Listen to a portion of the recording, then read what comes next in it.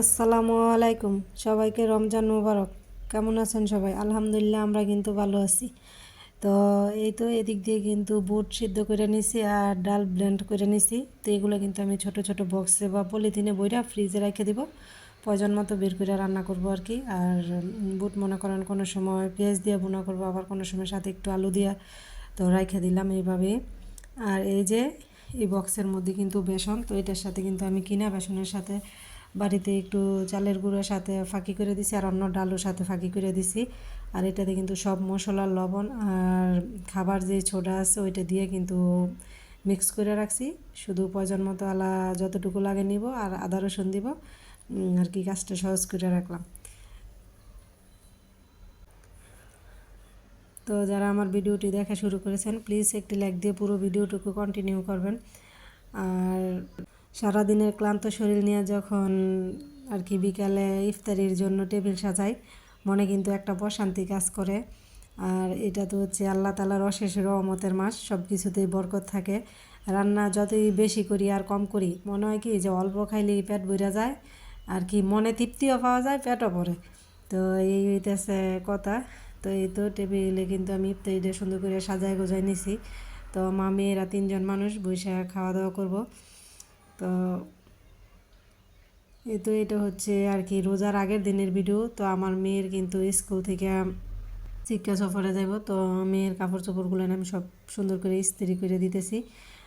তো আয়রন করে দেওয়ার পর মেয়ে আর কি যেহেতু ভোরে যাইব গা, সকাল 6:30টায় কইছে বাস যে জায়গায় থাকবো ওই জায়গায় থাকার জন্য।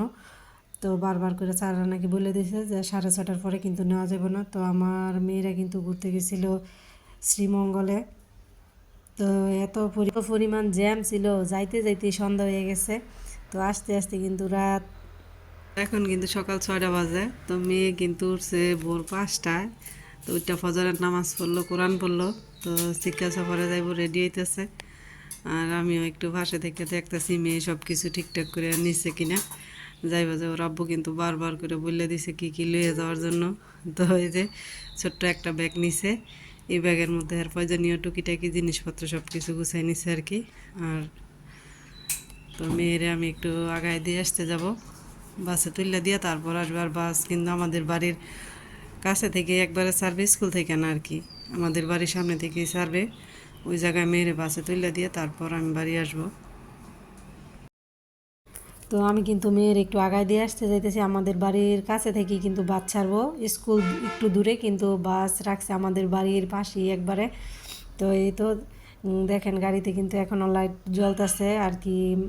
6:30, 6টার একটু পরে পরে বাসা থেকে বেরোইছে, একটু একটু অন্ধকার অন্ধকারও ছিল।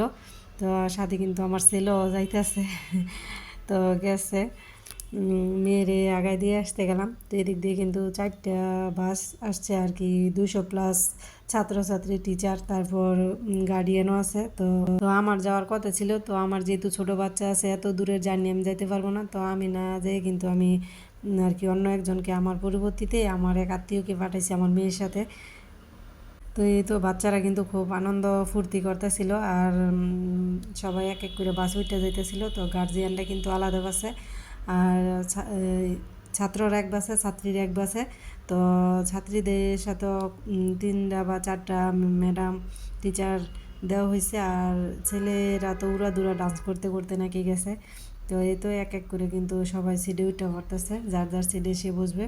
আর আগের দিনে কিন্তু স্কুল থেকে টোকেন দেওয়া হয়েছে, সবাই সবার টোকেন নিয়ে আর কি বাসে উঠতেছিল। তো এত রাত হয়েছে, রাস্তায় জ্যাম ছিল প্রচুর। রাত্রে আর কি 1:30টার পরে আর কি গাড়ি থেকে নামছে। তো বাসায় আসতে আসতে 2টার মতো বাজে গেছে। তো এই তো আমার মেয়ে কিন্তু ওই জায়গা থেকে গিয়ে আমার ছোটো মেয়ের জন্য গলার একটা মালা কিনলো, এক বক্স চকলেট কিনলো, আর এই যে আরও জানি কী কী কিনলো, চাপাতি, এগুলো নিয়ে আসছে। তো এদিক দিয়ে কথা বলতে বলতে কিন্তু আমি রান্নাটা বসাই দিছি। তো ব্রোকলি, গাজর আর আলু দিয়ে সাথে একটা ভাজি করব। তো আপনাদের কাছে যদি এরকম লাইফস্টাইল ব্লগ ভালো লাগে, চাইলে আমার চ্যানেলটি কিন্তু ভিজিট করে দেখতে পারেন। যদি আমার কথা, কাজকর্মে কোনো কিছুতে আপনাদের ভালো লাগে, আমার চ্যানেলটা সাবস্ক্রাইব করে আমার পাশে থেকে যাবেন। নোটিফিকেশন অন করে রাখবেন, যাতে ভিডিও ছাড়ার সাথে সাথে আপনাদের কাছে পৌঁছে যায় এবং মূল্যবান সময় বের করে দেখে নিতে পারেন। আর যারা এই কাজটি করে নিয়েছেন তাদেরকে অসংখ্য ধন্যবাদ। তো তো এই তো সবজিটা কিন্তু ভাজি করা হইতেছে, সাথে টমেটো দেওয়া হয়েছে।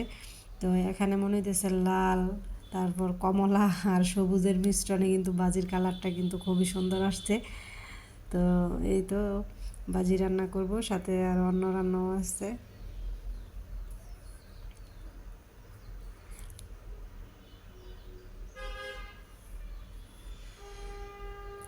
রান্না শেষের দিকে, তো সেজন্য ধনিয়া পাতা আর কাঁচামরিচ কিন্তু সাথে দিয়ে দেওয়া হয়েছে। তো আমার কথা বা কাজকর্মে কিন্তু অনেক ভুল ত্রুটি থাকে, প্লিজ সবাই একটু ক্ষমা সুন্দর দৃষ্টিতে দেখবেন।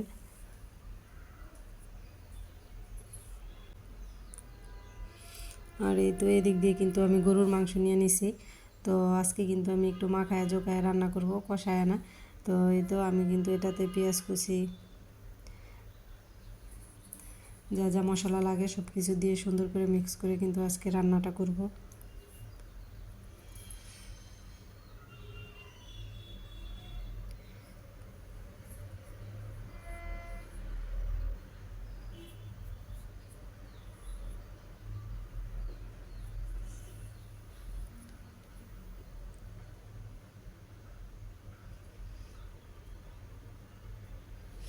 তো আমি কিন্তু এক এক করে সব ধরনের মশলা এটাতে দিয়ে দিতেছি, দেওয়ার পর ভালো করে মাখায় নেব আর কি।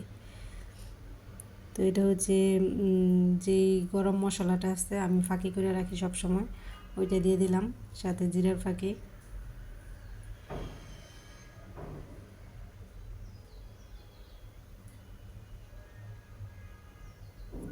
তো এই তো বাদাম বাটা, আদা বাটা, রসুন বাটা সব কিছুই দিয়ে দিছি।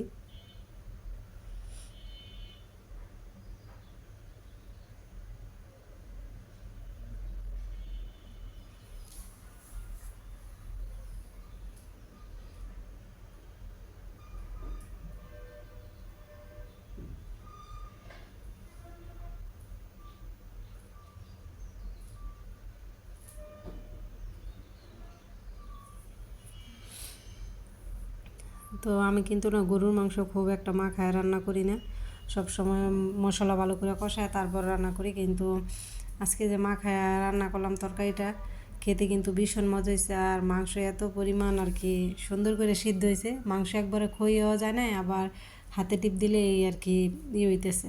তো আমার ছোটো মেয়ে কিন্তু মাংসটা খুবই পছন্দ করছে, ও তো সব সময় কম খায়, এটা আমি অনেক ভিডিওতেই বলছি।